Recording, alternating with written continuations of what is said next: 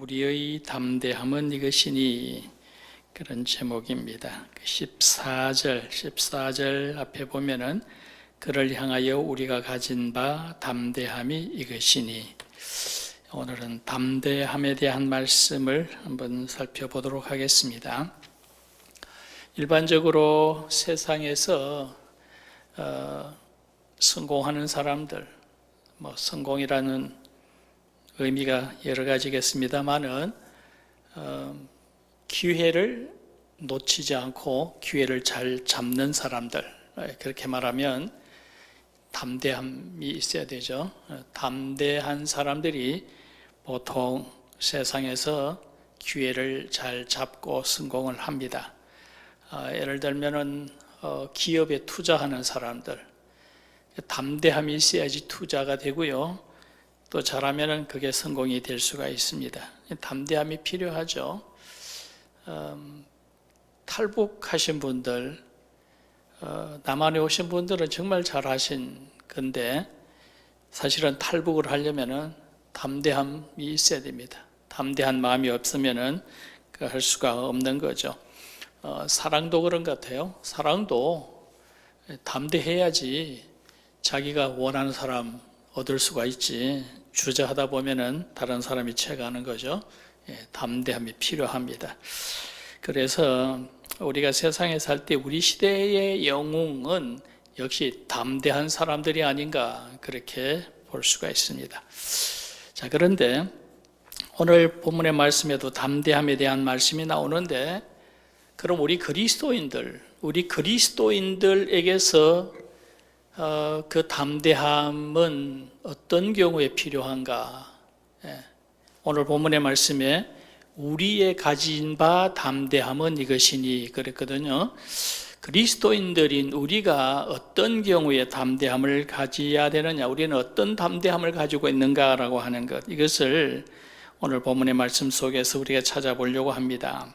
그리스도인들의 담대함, 14절 앞에 보면 그를 향하여 이렇게 되어 있습니다. 그를 향하여. 이걸 보면은 이 담대함이 필요한데, 세상적으로 담대한 것이 아니라 그를 향하여, 하나님을 향하여, 다시 말하면 신앙생활에서 담대함, 우리가 신앙생활을 할 때에 어떤 담대함을 가져야 되느냐라고 하는 것, 이것을 여기서 암시하고 있는 줄로 믿습니다. 자, 그래서 우리 남은 아랫부분의 말씀들을 살펴보면서 오늘 우리 그리스도인들이 어떤 경우에 담대함을 가져야 되느냐, 우리는 우리의 담대함은 이것이니 라고 했는데, 오늘 여러분들이 내게도 그런 담대함이 있는지 한번 확인해 보는 시간 되어지기를 원합니다. 자, 첫 번째로 우리의 담대함은 어떤 것이냐. 첫 번째로는 그의 뜻대로 담대하게 구하는 것을 말합니다. 지금 14절 바로 뒤에 이어지는 말씀, 우리의 가진 바 담대함은 이것이니 그의 뜻대로 무엇을 구하면 들으심이라, 그렇게 되어 있죠. 무엇을 구하든지 들으심이라. 구하는 것, 하나님께 구하는 것에 담대해야 된다라고 하는 바로 그런 말씀이죠. 담대하게, 하나님 앞에 담대하게 구하는 그런 그리스도인들 되시기를 원합니다. 네, 여기서 담대하다는 것, 하나님께 구할 때 담대함으로 구한다는 것은 무슨 뜻입니까? 망설임이 없다, 그런 뜻이겠죠. 망설임이 없이 하나님 앞에 무엇이든지 구하는 그런 담대함을 보여라. 예를 들면은 우리 아이들이 아빠에게 아빠 등록금 주세요, 그럴 때는 망설임이 없죠. 그냥 당연히 맡겨놓은 것처럼 달라고 얘기합니다. 그런 것이 바로 담대함인데, 우리가 하나님 앞에 무엇을 구할 때에 그렇게 담대하게 구하라, 그런 말씀입니다. 우리는 그런 담대함을 가지고 있다, 그런 얘기죠. 그런데 담대하게 구하지 못할 때가 있죠. 어떤 이유일까요? 하나님은 우리가 하나님께 담대하게 구하라, 자식이 자기 부모에게 뭐든지 담대하게 구하듯이 우리가 하나님 앞에 그렇게 구하기를 하나님께서 원하십니다. 하나님은 우리가 하나님 앞에 담대하게 구하기를 원하시는데, 잘 안 되는 이유가 뭘까요? 왜 우리가 그걸 자꾸 그렇게 하지를 못하고 주저하게 되어질까? 가장 큰 이유는 죄의식 때문이겠죠. 예, 하나님 앞에 무엇인지 구하고 싶은데 자신이 없는 거죠. 내가 하나님 앞에 잘못한 것도 많고 죄도 많은데 하나님이 내 기도를 들어주실까? 그런 마음. 요한 사도도 3장에서 우리가 우리 자신을 책망할 것이 없을 때에 담대하다라고 얘기했어요. 담대하고 하나님 앞에 무엇이든지 구하여 얻는다 그랬는데 자꾸 마음에 양심이 걸리는 것이 있고 죄책감이 있고 죄의식이 있으면 하나님께서 들으실 것 같지를 않으니까, 그러니까 담대하지 못하게 되어지는 그런 경우가 가장 많은 줄로 압니다. 그러나 우리가 분명히 알아야 될 것은 뭐냐 하면은 바로 그것 때문에, 그런 문제 때문에 그리스도께서 이 땅에 오셨고 그리스도가 십자가에서 못 박혀 고난을 당하셨죠. 그래서 그리스도께서 그 보혈의 피로 우리의 모든 죄를 씻어 주신다, 그런 말씀입니다. 그래서 우리가 하나님 앞에 담대하지 못하는 것은 늘 하나님 앞에 죄송스럽고 부끄럽고 송구스럽고 하나님 내 기도는 안 들으실 것 같고 이런 마음, 근데 그런 마음을 우리가 버려야 됩니다. 죄의식이라고 하는 자체가 그것은 그리스도의 보혈의 은총에 대한 확신이 없다는 얘기죠. 그건 불신앙을 의미하는 겁니다. 그리스도께서 그것 때문에 우리에게 오셨고 그리스도께서 십자가에서 그 문제를 해결해 주셨기 때문에 우리는 그런 걱정을 안 해도 된다. 다만 우리가 그리스도께 우리의 죄를 자백하면 되는 거고요. 보혈의 은총을 우리가 힘입어서 하나님 앞에 오늘도 담대하게 구하는 그런 믿음의 사람들이 되어질 수 있기를 원합니다. 그래서 이런 죄의식의 문제, 이런 죄책감의 문제는 이미 해결되어졌고요. 그런데 다른 문제가 있습니다. 우리가 하나님 앞에 담대하게 구해야 되는데 그 문제 말고 다른 문제가 있죠. 그 다른 문제가 뭡니까? 그것은 바로 그의 뜻대로 구해야 된다라는 말씀이죠. 지금 본문의 말씀, 그의 뜻대로 무엇을 구하면 들으심이라. 중요한 것은 우리가 죄책감, 죄의식 때문에 못 구하는 것은 그건 아니고요. 왜냐하면 그리스도께서 그 문제를 해결해 주셨습니다. 다만 우리가 구할 때에 그의 뜻대로 하나님의 뜻에 합당하게 구해야 된다라고 하는 이 말씀, 오늘 말씀에 나와 있는 거죠. 야고보 선생은 그래서 우리가 기도하고 얻지 못하는 것이 있는데 그것이 뭐냐면은 우리가 정욕에 쓰려고 잘못 구할 때, 그럴 때는 얻지를 못하게 된다, 그렇게 말씀을 했죠. 우리가 하나님 앞에 담대하게 구해야 되는데 그런데 그 구하는 것이 하나님의 뜻과 부합되어지지 아니하는 것을 구하면은 되지 않는다는 거죠. 자신의 욕심을 위해서 그냥 우리가 부를 얻는 것이 나쁜 것은 아니지만은 아무 목적도 없이 그냥 막연하게 다른 사람과 비교하는 비교의식 속에서 그냥 막연하게 부자가 되고 싶다, 이런 거는 하나님 앞에 기도할 제목이 못 되는 거고요. 세상에서 어떤 명예를 얻으려고 하고 권력 얻으려고 하고 남들 위에 또 올라서고 싶고 그런 욕망을 가지고 하나님 앞에 구할 때에 그것 가지고 담대하게 하나님 앞에 구해라 주시옵소서, 그걸 의미하는 것은 아니라는 겁니다. 우리가 하나님 앞에 담대함으로 구하는 것은 하나님의 뜻에 합당한 하나님의 그의 뜻대로 우리가 하나님 앞에 담대하게 구하라, 그런 말씀이고요. 그러면 그의 뜻은 어떻게 아느냐? 하나님의 뜻은 어떻게 아느냐?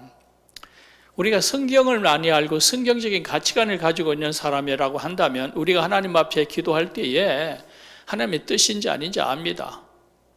이것이 자기 욕심에 나온 것인지 아니면 정말 하나님께서 기뻐하시는 건지 그건 얼마든지 우리가 알 수가 있어요. 가장 쉬운 것은 뭐냐 하면은 이것이 선한 목적인가라고 하는 거죠. 하나님께서 기뻐하실 만한 선한 목적으로 내가 무엇을 하나님 앞에 구하느냐라는 겁니다. 그래서 스스로 판단해 볼 때에 성경적인 가치관을 가지고 판단해 볼 때에 이것은 선한 것이고 하나님의 영광을 위한 것이고 하나님께서 기뻐하실 만한 그런 것이다라고 생각되어질 때에 이것이 바로 그의 뜻대로 구하는 겁니다. 그래서 이것이 선한 목적이라고 한다면은 우리가 하나님 앞에 정말 담대하게 구해야 된다라는 말씀이죠. 우리가 하나님의 마음을 움직일 만한, 하나님의 마음이 움직여질 수 있는 그런 선한 것, 이런 것일 때에는 정말 담대하게, 정말 하나님 앞에 정말 큰 소리로 구할 수 있는 그런 기도의 사람들이 되어질 수 있기를 원합니다. 엘리야가 갈멜산에서 기도할 때에 3년 6개월 동안 비가 오지 않았는데 하나님 앞에 그 기도를 그렇게 하지 않습니까? 어떤 사람들은 비 안 올 때에 비 오게 해달라고 기도하는 거 그 기우제 아니냐, 그 미신 아니냐 이렇게 말할 수가 있어요. 그러나 그때의 엘리야의 기도는 뭐냐 하면은 바알신을 숭배하는 사람들, 바알신 선지자들이 450명이 그 갈멜산에 와서 기도하고 있어요. 그래서 엘리야는 바로 그 바알의 그 신앙들을 무너뜨려 버리려고 하는, 그 가운데서 하나님의 살아계심을 나타내 보여주시려고 하는 그런 목적을 가지고 하나님 앞에 비를 오게 해달라고 기도하죠. 담대하게 기도합니다. 그런 경우에는 우리가 정말 담대해야 되는 것이다, 그런 말씀이고요. 에스더가 파사제국에서 자기 민족이 정말 멸절을 당할 위기에 처했을 때에 하나님 앞에 죽으면 죽으리다 하고 정말 담대하게 자기 민족을 위해서 기도한 것, 선한 목적의 기도죠. 그런 기도. 느헤미야가 성전 예루살렘 성벽이 다 허물어졌다라고 하는 그런 소식을 듣고 하나님 앞에 울고 죄를 뒤집어쓰고 옷을 찢으면서 하나님 앞에 부르짖고 기도합니다. 하나님께서 그 기도를 들으시고 느헤미야를 예루살렘에 돌아가서 성벽 공사를 할 수 있도록 하나님께서 모든 것을 조치해 주시는 것, 우리가 이것을 볼 수가 있잖아요. 그래서 우리가 하나님 앞에 기도할 때 이것이 선한 목적이고 하나님 기뻐하실 일이고 하나님 영광이 되는 일이다 싶으면 우리는 하나님 앞에 정말 담대하게 기도하는 그런 사람들이 되어지기를 원합니다. 하나님께서 왜 내 기도는 들어주시지 아니하실까? 그런 소리 하지 마시고요. 중요한 것은 이 기도가 정말 하나님 기뻐하시는 뜻인가? 정말 하나님의 뜻 가운데 그의 뜻대로 구하는 그런 기도인가? 선한 목적, 하나님께서 영광을 얻으실 만한 그런 기도의 제목인가? 이런 것을 먼저 판단할 수 있는 그런 믿음의 사람들이 되어질 수 있기를 원합니다. 만약에 이것이 선한 목적이고 하나님께서 기뻐하실 일인다, 우리 생각에 이런 일은 참 하고 싶고 또 이것을 원하는 일이다, 그런데 구하지 아니한다고 하면은 그것은 하나님의 뜻을 저버리는 것이 되는 거죠. 하나님께서 기뻐하실 일이고 선한 일이다라고 하면 하나님께서 원하시는 일이고요. 그러면 더 우리는 하나님 앞에 담대하게 기도해야 됩니다. 안 하면 그나마 직무유기가 되겠죠. 우리가 하나님 앞에 그의 뜻대로 정말 담대하게 기도한다라고 하는 것은 바로 하나님의 뜻에 동의한다는 것이고요. 하나님을 전적으로 내가 신뢰한다는 것이고 하나님과 내가 함께 하나님의 일을 같이 해나가는, 하나님과 하나가 되어져서 하나님의 동력자가 되어서 세상을 살겠다라고 하는 그런 의미가 된다라는 거죠. 그렇기 때문에 우리가 세상에 살 때에 어떤 선한 목적이 되어져, 물론 개인적인 것 속에도 선한 목적이 얼마든지 있을 수가 있습니다. 바로 하나님께서 내게 복을 주셔서 내가 하나님 일을 하고 싶은 어떤 계획을 가지고 기도할 때에 그때 정말 우리가 마음을 다해 하나님 앞에 담대하게 간구하고 하나님 앞에 은혜를 구하는 것은 바로 내가 하나님과 함께 하나님의 일을 향하고자 하는, 바로 하나님의 동력자의 삶을 살기를 원하는 그런 마음이다. 하나님께서 기뻐하시고 하나님께서 그런 기도를 들으실 줄로 믿습니다. 그래서 우리가 선한 목적과 선한 계획을 가지고 하나님 앞에 더 담대하게 구하는 그런 하나님의 사람들이 되어지기를 원합니다. 그 다음에 두 번째로 무엇에 대하여 담대함인가? 두 번째로는 구한 것은 담대하게 얻은 줄로 아는 것, 그것을 말합니다. 15절 말씀, 그 다음에 말씀에 보면은 우리가 무엇이든지 구하는 바를 들으시는 줄을 안즉 우리가 그에게 구한 것을 얻은 줄을 또한 아느니라, 그렇게 되어 있죠. 우리 하나님 앞에 구하는 것 담대하게 구하는데, 또 하나는 뭐냐 하면은 구한 것은 내가 얻은 줄로 아는 것, 이것에 대하여 담대해라는 그런 말씀입니다. 많은 사람들이 구하기는 해놓고 얻은 것에 대한 확신이 없는 사람이 많습니다. 그러니까 구하기만 열심히 구하고, 그리고 그것을 얻을 것이라고 하는 확신이 없죠. 그래서 기대를 하지 않습니다. 그냥 구하기만 열심히 구하는 것. 그런 사람들이 의외로 많다라는 거죠. 내가 하나님 앞에 구했으면 이 구한 것은 내가 얻은 것이다라고 하는 그런, 이미 이건 내가 얻은 것이다라고 하는 그런 확신, 그게 대하여 담대한 마음, 이런 것을 가져라, 그렇게 말씀하고 있습니다.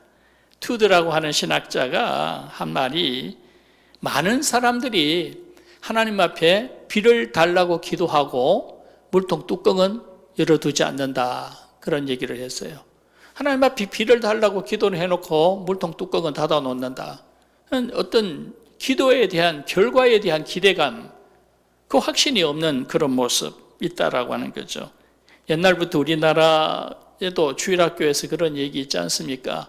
어떤 마을에 비가 안 와서 성도들이 하나님 앞에 기도하러 가자, 산에 가서 같이 산기도 가자라고 해서 가는데, 동네 어떤 그 교회 주일학교 꼬마 여자애가 우산을 들고 나오니까, 야, 이 쨍쨍한 하늘에, 이 맑은 하늘에 우산을 왜 들고 나오냐. 그 아이가, 우리가 기도해달라고, 비 오게 해달라고 기도하러 가니까 우산 가지고 가야죠. 그렇죠? 많은 사람들이 하나님 앞에 구하기만 열심히 구하고, 그것에 대하여 결과에 대한, 이것을 얻은 것이라고 하는 것을 믿는 그런 믿음이 부족한 것, 이것을 얘기합니다. 그래서 우리가 구한 것에 대하여 얻은 줄로 아는 것, 이것에 대하여 담대한 믿음, 이것을 우리가 가져야 된다. 바울 사도는 빌립보서 4장 6절의 말씀에 아무것도 염려하지 말라, 무엇이든지 감사함으로, 너희 구할 것을 감사함으로 아뢰라 그랬죠. 너희 구할 것을 감사함으로 아뢰라라고 하는 얘기는 뭡니까? 구할 때에 이미 얻은 줄로 알고 감사부터 해라, 그런 얘기예요. 미리 감사해라. 이미 얻은 줄로 알고 먼저 그저 감사하는 그런 기도 생활, 이런 것을 바울 사도가 얘기하고 있는 거죠. 그래서 오늘 우리가 구하는 것도 좋지만, 구한 것은 내가 반드시 얻을 수 있다라고 하는 확신을 가지고 거기에 대하여 기대감을 가지는, 그게 담대함을 가지고 있는 그런 믿음의 사람들이 되어지기를 원합니다. 많은 사람들이 하나님 앞에 많이 기도하고 많이 구해요. 구하고 기도하고 돌아서서 마음이 엉뚱한 데로 향하는 것, 사람에게 향하고, 그렇죠? 어떤 주변의 사람들의 도움을 받으려고 하고, 기도하고 일어서면서 바로 그것을 다른 사람, 다른 방법을 생각하는, 다른 것으로 방향이 돌아가는 이런 모습들 우리가 많이 보게 됩니다. 어떤 친구가 형편이 어려워서 하나님 앞에 열심히 기도했어요. 기도하고 일어나서 바로 친구를 찾아갔습니다. 친구 찾아가서 도와달라고 하니까, 어려운 형편을 얘기하니까 친구가 하나님 앞에 기도해보자, 열심히 기도해봐라 그랬대요. 그랬더니 친구에게 한 말이, 내가 기도해봤는데, 기도하니까 하나님이 너한테 가면은 네가 나한테 돈을 준다고 했다, 이렇게 얘기를 하더라는 거죠. 과연 그 말이 맞을까? 많은 사람들이 그렇게 말하는 것이 옳다라고 생각하는 것은, 우리가 하나님 앞에 기도하면 하나님이 응답하실 때에 사람을 통해서 역사하시는 것이니까, 기도하고 친구 만나가서 친구에게 도와달라, 이게 하나님의 뜻이다, 이렇게 말하기가 쉽다라는 거죠. 그러나 이제 문제가 뭐냐 하면은, 물론 우리가 기도하면 하나님이 사람을 통해서 역사하는 것은 사실입니다만은, 문제는 기도했을 때 성령이 어떻게 인도하실지는 모르는 거예요. 어떤 사람에게 가서 도움을 받을지, 내가 아는 사람, 머릿속에 떠오르는 사람, 반드시 그 사람이 아닐 수도 있고요. 전혀 엉뚱한, 전혀 기대하지 않았던 사람을 하나님께서 사용할 수도 있는 거죠. 그런데 많은 사람들이 기도하면서, 기도하기 전에 벌써 찍어둡니다. 이 사람 딱 찍어두고 그렇게 기도하고 바로 가서 하나님 뜻이다, 이런 것은 과연 하나님의 뜻일까? 자기 생각이 대부분이죠. 그냥 자기 생각, 자기 계산이 언제나 앞서는 것이 아니냐. 이단들의 특징이 바로 그런 겁니다. 이단들의 특징은 이단들은 성령이 어디로 역사하실지 우리는 모릅니다. 우리는 모르는데 이단들은요 다 압니다. 이단들은 성령이 어떻게 역사하실지, 성령이 누구를 사용하실지 이단은 다 알아요. 특히 자기를 통해서 역사하신다고 주장을 하죠.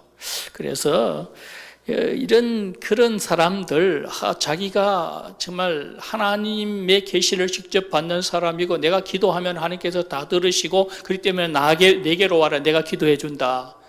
그렇게들 많이 얘기하죠. 어떤 분들, 기도하는 권사님 계신데 그분에게 가서 물어보자. 성령이 어떻게 역사하실지, 누구를 통해서 역사하실지 우리는 알 수가 없는데 다 정해놓고 자기들은 다 안다 이게 하는 것, 그게 문제가 되는 거죠. 요즘 지난 주간에 그 상주에 무슨 열방 선교센터인가 계속 말씀이 나왔잖아요. 그게 BTJ라고 하는데, BTJ가 뭐냐 하면은 Back to Jerusalem이에요. Back to Jerusalem. 그게 뭐냐면은 예루살렘이 회복되어지면은 종말이 오고 그리스도가 재림하신다라고 하는 그런 이제 타이틀인데, 극단적인 세대주의, 극단주의 세대주의라고도 말하고요. 신사도 운동이라고도 합니다. 그분들은 이런 정통신학을 하는 사람이 아니고요. 신학교도 가지 않습니다. 그리고 이 정통교회를 부정합니다. 그분들이 주장하는 건 뭐냐면은 지금 우리 시대에 예수님의 사도직을 계승하는 것이라는 거예요. 자기들은 사도직을 계승합니다. 그렇기 때문에 쉽게 말하면 직통파예요. 하나님 앞에 직통으로 계시를 받는, 그래서 예수님의 제자 사도의 역할을 자기들이 이어간다 이렇게 주장하는 사람들입니다. 이단성이 아주 많죠. 성령이 어떻게 어디로 역사하실지 알 수가 없는 겁니다. 우리는 그냥 기도하고 성령께서 어떻게 역사하실지 그냥 기다려야 되는 거예요. 그죠? 그냥 기다리고 하나님의 때를 기다리는 그런 자세를 우리가 가져야 되는 것인데, 기도해놓고 결과적으로는 자기 생각대로 가는 것, 자기가 편리한 대로 또 사람을 찾아가는 이런 모습들, 이런 것들은 하나님의 응답을 기다리는 자세가 아니고 자기가 자기 길을 자기 스스로 마음대로 찾아가려고 하는 그런 모습들이다, 그런 말씀입니다. 그렇기 때문에 우리가 기도하고 하나님께서 내게 응답하실 것이라고 하는 것을 확실하게 믿는 사람이라고 하면은 그냥 기다리는 거예요. 그냥 평강 가운데 하나님의 때를 기다리는, 성령께서 어떻게 역사하실지 믿고 그냥 기다리는 그런 모습이 우리에게 있어야 된다. 한나가 자식이 없어서 서러움을 많이 받았는데 성전에 올라가서 하나님 앞에 기도하고 엘리 제사장이 하나님께서 내 기도를 들어주시기를 원한다라고 하니까 바로 한나는 집에 돌아와서 먹고 마시고 쉬고 다시는 그 얼굴빛에 근심이 없었더라 그랬잖아요. 기도하고 응답을 기다리는 사람, 확신이 있는 사람이라면은 뭐 근심이 더 없고 그 마음에 평강이 있고 그냥 성령의 인도 따라서 하나님 때를 기다리는 그런 모습, 이런 모습을 가지는 것이 우리에게는 마땅히 있는 것이다. 우리가 하나님 앞에 기도했을 때 당장이 응답이 없다 하더라도 그 응답이 없는 것이 그것이 응답일 때가 있습니다. 왜냐하면 하나님의 방법은 전혀 우리가 측량할 수가 없기 때문에 언제 어디에서 누구를 어떻게 사용하실지, 어떤 방법을 사용하실지 우리는 알 수가 없는 거죠. 그냥 하나님의 때를 기다리고 하나님의 방법을 믿고 하나님을 신뢰하고 그냥 믿음으로 기다리는 그런 모습들이 우리의 믿음의 자세에게 필요하다라고 하는 것을 우리가 알 수가 있죠. 하나님의 방법은 정말 기상천외할 때가 있습니다. 측량할 수가 없는 때가 많이 있죠. 모세와 이스라엘 백성들이 출애굽에서 나왔는데 앞에 홍해가 가로막혀 있습니다. 홍해 푸른 물길이 가로막혀 있을 때에 이스라엘 백성들은 원망을 하죠. 왜 우리를 여기까지 끌고 와서 다 죽게 만드느냐. 그러나 모세는 기다려보자. 하나님께서 어떻게 하시는지 보자. 하나님께서 하시는 방법은 그 홍해를 갈라놓으셨다. 바다를 갈라놓으시더라. 그 하나님의 방법이잖아요. 예. 아말렉과의 전쟁을 하는데 모세는 기도하고 여호수아 나가 싸웁니다. 그런데 이스라엘 백성 여호수아 군대가 좀 우세하긴 하지만 아말렉 사람의 숫자가 너무 많아서 감당하기가 어렵습니다. 그때 모세가 계속 기도하니까 해가 중천에 떠서 움직이질 않아요. 해가 넘어가지를 않습니다. 결국은 이스라엘이 이기도록 그렇게 하시더라. 하나님의 방법은 그렇게 기상천외하다라는 거죠. 여호수아가 요단강을 건너서 가나안에 들어갔을 때 첫 번째 성이 여리고성입니다. 여리고성은 이거는 초롱성이에요. 어떻게 해도 점령할 수가 없는 그런 초롱성입니다. 하나님께서 그 성을 안쪽으로 스스로 무너지도록 만드시더라.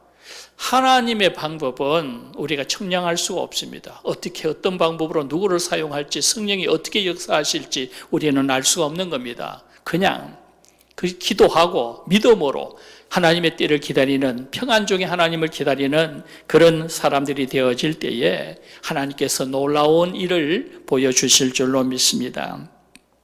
인도의 메리 베르세게라고 하는 그 유명한 외과 의사가 있는데요. 여자분인데 이분이 그 의대를 졸업하고 원래 산부인과를 전공을 했는데 의대 졸업 축하 파티를 가다가 마차가 뒹굴어지는 바람에 하반신 마비를 당하게 됩니다. 그래서 하나님 앞에 기도합니다. 완전히 하반신을 쓸 수 없는 그런 형편이 됐는데 하나님 앞에 기도해요. 하나님, 어떻게든지 하나님께서 저를 사용해 주시기를 원합니다.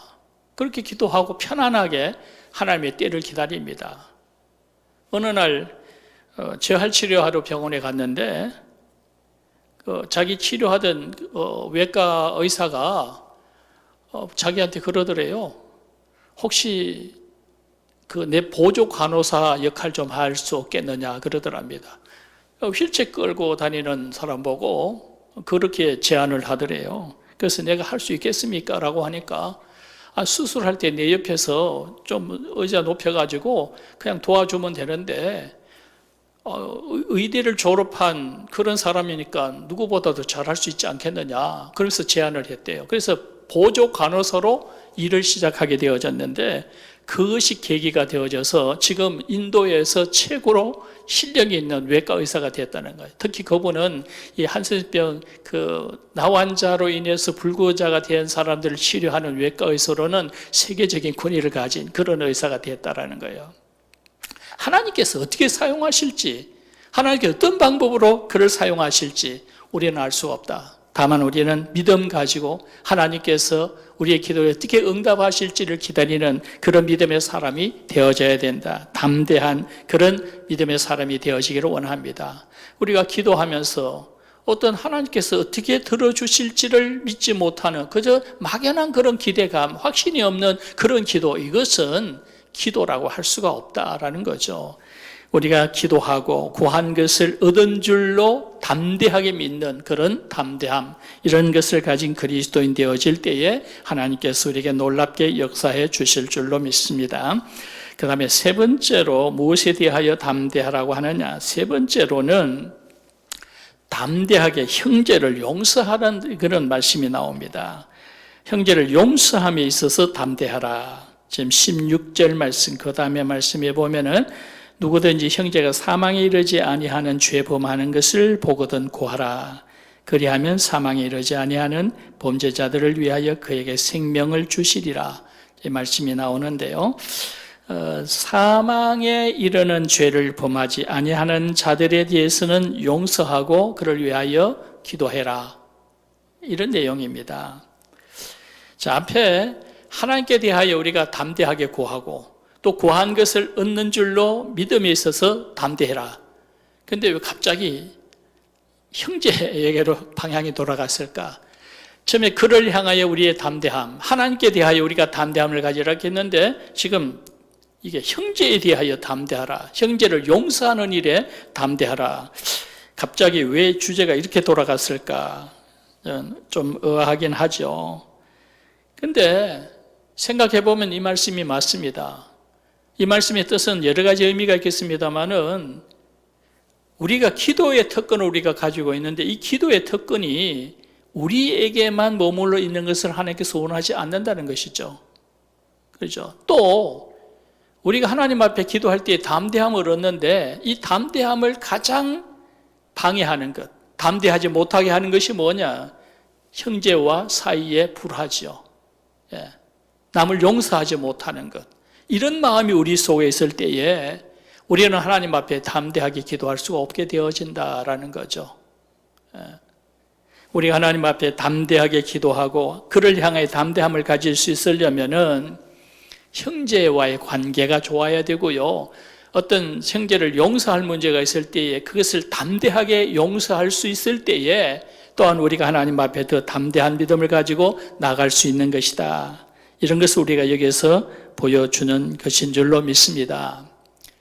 사망에 이르는 죄가 아니면 그를 용서해라. 그런 말씀입니다. 이 말씀은 이런 표현은 우리가 평소에도 쓰지 않습니까? 그죠? 어느 믿지 않는 사람들도 쓰는 말입니다. 누가 남을 용서하지 못하고 굉장히 미워하고 이러면은 야, 죽을 죄를 지은 것도 아닌데 그렇게까지 그렇게 말하지 않습니까? 그렇죠? 죽을 죄도 지은 거 아닌데 죽을 죄 아닌데 뭘 그렇게까지 하느냐 이렇게 말합니다. 흔히들 사용하는 그런 말이죠. 웬만하면 그냥 용서해 줘라 이런 그런 표현입니다. 그런데 이 오늘 본문의 말씀에 언급하고 있는 사망에 이르지 아니하는 죄, 이 사망에 이르는 죄, 이 본문이 말하는 사망에 이르는 죄가 뭡니까? 이 사망에 이르는 성경에 말하는 사망에 이르는 죄라고 하는 것은 이것은 영적인 의미죠. 이거는 성령 회방죄를 얘기합니다.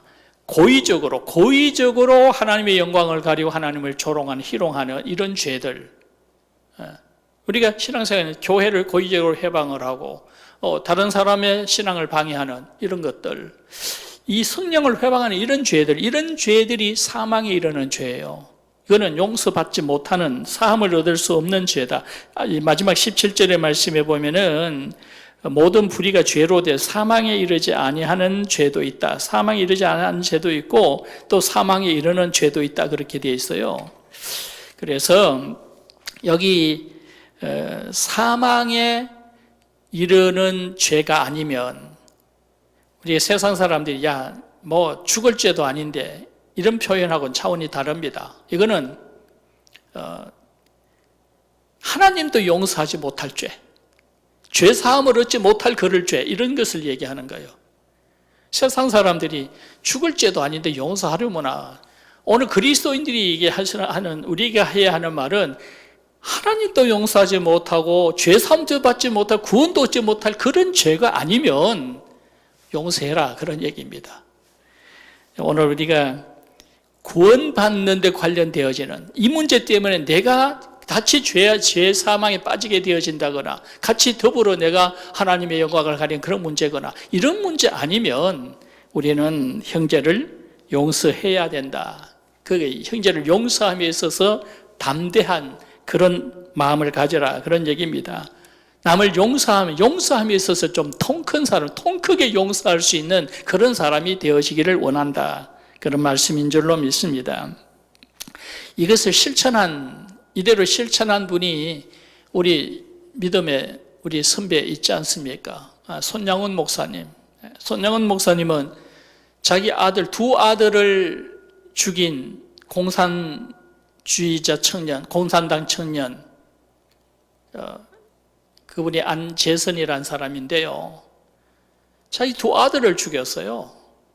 그런데 손양훈 목사님은 그 사람을 용서합니다. 그리고 자기 양아들로 삼지요. 원래는 안재선인데 손재선이라고 이름을 바꾸고 자기 양아들로 삼습니다. 이게 뭐죠? 용서함에 있어서 담대함을 보이는 것. 통 크게 용서하시는 그런 모습을 보여주지 않습니까? 그 안재선 씨는 워낙 이게 전국적으로 소문이 난 그런 일이기 때문에 그 어떤 사람들의 눈치, 그런 사람들을 의식을 해서 거의 세상에 나오지 않고 그냥 숨어서 살았다라고 해요.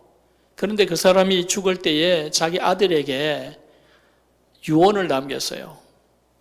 신학교 가서 목사가 되었으면 좋겠다 했죠. 그래서 그 아들이 목사가 되었죠. 양경선이라고 하는 목사님인데 두기둥선교회 대표이시고 목회를 열심히 하시는 분이고요. 또 손양원 목사님 기념사업회를 이끌어가시는 분입니다. 얼마 전에 TV에서 나와서 이 손양원 목사님 기념사업회에 대한 설명하는 것도 보았는데, 정말 성경 말씀에 형제를 용서함에 있어서 담대해라, 좀 통 크게 용서해라. 손양원 목사님 이 말씀을 그대로 실천을 했습니다. 실천을 했죠. 그래서 바로 지금 이 안경선 목사님은 손양원 목사님의 또 영적으로 또 양손자가 되어 있는데요.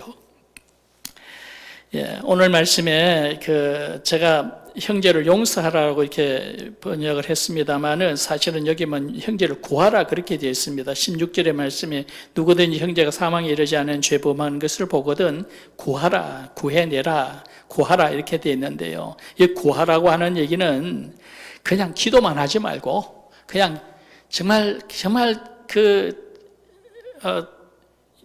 이 사망에 이르는 죄가 아니면 했지만은 그런 죄가 아니면은 하는데 그 사망에 이르는 그런 죄까지 구하라고는 하지 않겠다. 그 끝에 말씀에 그렇게 되어 있죠. 16절 끝에 보면은 사망에 이른 죄가 있으니 이에 관하여 나는 구하라 하지는 않겠다. 그렇게 되어 있는데요.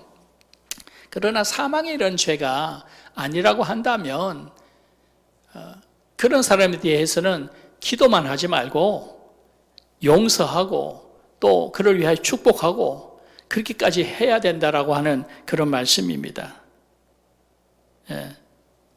흔히들 우리가 못마땅한 사람, 또 내게 악을 행하는 그런 사람들에 대해서 실망감을 우리가 많이 가지고 있죠. 그럴 때 흔히 우리가 하는 얘기는 뭡니까? 그 영혼을 위해서 기도해야죠. 그냥 기도합니다. 이렇게 말하죠. 기도만 하지 말고요. 기도만 하지 말고 실제로 용서하고 그를 위하여 축복하고 위로하고 그렇게 해서 그 영혼을 구하라는 거예요. 만약에 손양원 목사님이 그 안재선 씨에 대해서 두 아들을 죽였으니까 얼마나 화가 납니까? 생각도 하기 싫죠. 그럼 그 안재선 씨 어떻게 할까요? 처벌하라 소리는 안 했겠지만은 그 영혼을 위해서 내가 기도합니다. 그렇게는 많은 사람들이 이렇게 했을 겁니다. 그러나 만약 그렇게 했다고 한다면 그 사람이 구원을 받았겠습니까? 그냥 기도만 하는 것이 아니라 용서하고 양아들로 삼고 그를 품에 안았기 때문에 그 영혼이 구원을 얻게 되어진 거잖아요. 그리고 그 아들 손자까지 목사가 되어지지 않았습니까? 오늘 그리스도인들은 그렇게 좀 다른 사람을 용서함에 있어서 좀 담대해라. 정말 통이 좀 커야 된다라고 하시는 그런 말씀인 줄로 믿습니다. 만약에 우리가 그런 사람에 대하여 용서하고 축복을 하는데 그래도 그 사람이 받아들이지 아니한다고 한다면 그 축복은 내게로 돌아오죠. 내게로 다시 돌아오게 되어 있습니다. 그래서 오늘 말씀이 우리가 하나님 앞에 그에 대하여 우리가 담대함을 가지는데 형제에 대하여 담대함을 가지는 것도 그 속에 포함이 되어진다라고 하시는 말씀, 이 말씀을 우리가 여기서 볼 수가 있는 겁니다. 오늘 우리가 그리스도에 대해서 하나님께 대하여 우리가 항상 담대한 그런 그리스도인 되어질 수 있기를 원합니다. 세상적으로 담대한 건요 위험하기도 합니다. 세상에 기업 투자하는데 담대하고 세상적으로 담대한 그거 너무 담대하게만 하다가는요 잘못하면 부도나기 쉽죠. 부작용이 일어날 수가 있습니다. 그러나 하나님께 대하여 우리가 담대함을 가지는 것은 부도가 없습니다. 우리가 담대할수록 우리가 하나님 앞에 크게 정말 통 크게 용서를 할수록 하나님은 우리에게 더 큰 은혜를 주실 줄로 믿습니다. 그런 담대한 그리스도인, 우리는 이것에 대하여 담대함을 가지고 있는 그런 하나님의 사람들 되어지기를 원합니다. 오늘도 하나님 앞에 무엇을 구할 때에 담대하게 구하는 사람 되어지기를 원하고요.